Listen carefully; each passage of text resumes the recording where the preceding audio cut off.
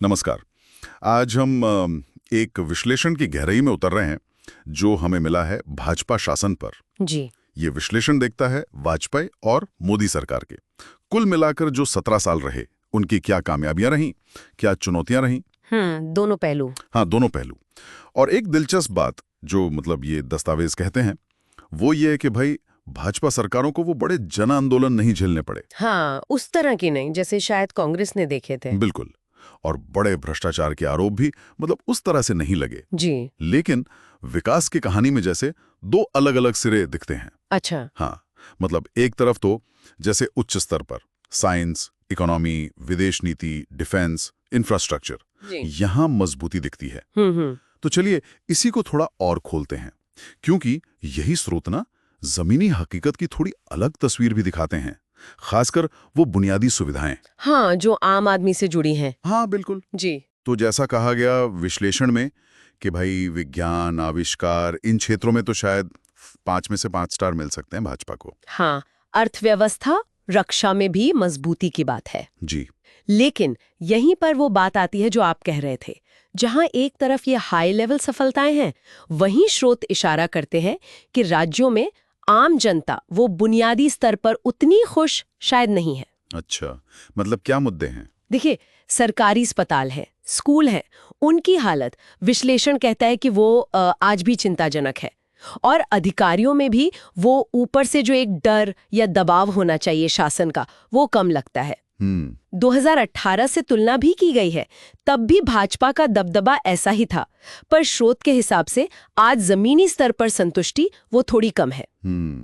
अच्छा, इसका कोई उदाहरण भी दिया है स्रोत ने? हाँ, नोएडा का उदाहरण दिया है, यूपी का एक अहम शहर है। हाँ बिल्कुल। योगी आदित्यनाथ लोकप्रिय मुख्यमंत्री हैं, इसमें कोई शक नहीं, पर विश्लेषण कहता है कि नोएडा जैसे शहर में भी ट्रैफिक सिग्नल ठीक से काम नहीं करते, या पुलिसिंग, वो बुनियादी चीजें, उनमें कमी महसूस होती है। सड़कों की हालत पर भी सवाल है।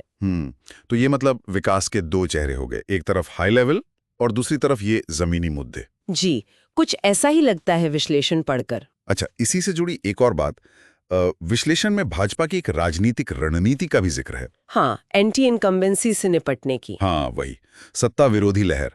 कहा जा रहा है कि अब सरकारों की पहचान पार्टी से ज्यादा मुख्यमंत्री के नाम से हो रही है, जैसे मोहन यादव सरकार या भूपेंद्र पटेल सरकार। हाँ, ये एक पैटर्न दिखा है।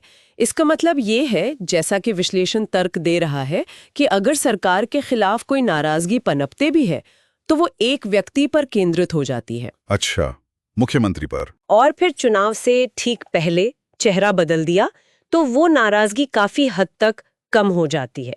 गुजरात, हरियाणा, उत्तराखंड, यहाँ ये कामयाब रहा। विश्लेषण तो इसकी तुलना एक बड़ी मल्टीनेशनल कंपनी के तरीके से करता है जिसे हराना मुश्किल हो। ये तो दिलचस्प है, लेकिन क्या इस चुनावी रणनीति से जनता की असल संतुष्टि बढ़ रही है? स्रोत इस पर भी सवाल उठाता है। हाँ, ये एक बड़ा सवाल है, और ये भी नोट किया गया है कि मुख्यमंत्री भी आजकल बहुत संभल कर बयान देते हैं, विवादों से बचते हैं। शायद इसी रणनीति का हिस्सा हो ये भी। हो सकता है। अच्छा, अब जरा विदेश नीति पर आते हैं, खासकर पड़ोसी देश नेपाल के संदर्भ में। जी। विश्लेषण का कहना है कि मोदी सरकार विदेश नीति में काफी हद तक अभी भी कांग्रेस की ही लाइन पर चल रही है और पड़ोसियों से रिश्ते उतने मजबूत नहीं हैं। ये एक आलोचना है। हाँ। और नेपाल को लेकर एक खास आलोचना ये है कि भी भाजपा ने नेपाल को दोबारा हिंदू राष्ट्र बनाने की दिशा में कुछ ठोस नहीं किया। अच्छा, जबकि तर्क ये है कि कांग्रेस के समय ही नेपाल धर्मनिरपेक्ष बना था। लेखक का मानना है कि अगर नेपाल हिंदू राष्ट्र बनता है तो उसका असर भारत पर भी पड़ेगा। ये स्रोत का अपना नजरिया है। हाँ बिल्कुल, ये स्रोत का दावा है, हम सिर्फ उसे बता रहे हैं। विश्लेषण में जनकपुर धाम के भारत में होने का भी जिक्र है और उसे आधार बनाकर कुछ राजनीति हो रही है जिसे खराब राजनीति कहा गया है। कुल मिलाकर ये दस्तावेज भारत नेपाल के बीच बेहतर और मजबूत रिश्तों की जरूरत बताता है। तो अगर हम सब कुछ समेटें तो इन दस्तावेजों से जो तस्वीर उभर रही है वो काफी, कह सकते हैं, मिली जुली है। हाँ, जटिल है। जी, एक तरफ तो वो हाई लेवल विकास है, मजबूत रक्षा, अर्थव्यवस्था और एक बहुत ही कुशल राजनीतिक प्रबंधन एंटी इनकम्बेंसी से निपटने का।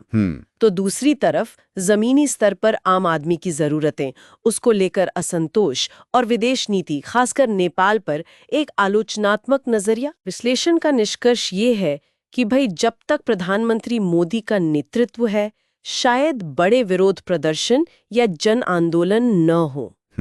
लेकिन ये जो जमीनी स्तर का असंतोष है, ये भविष्य में क्या रूप लेगा, ये देखना होगा। बिल्कुल। और ये हमें एक सोचने वाले सवाल के साथ छोड़ जाता है कि क्या सत्ता विरोधी लहर से निपटने की ये जो चेहरा बदलने वाली रणनीति है, क्या ये लंबे समय में लोकतांत्रिक जवाबदेही को किसी तरह कमजोर करती है? ये वाकई एक अहम सवाल है, इस पर जरूर सोचना चाहिए।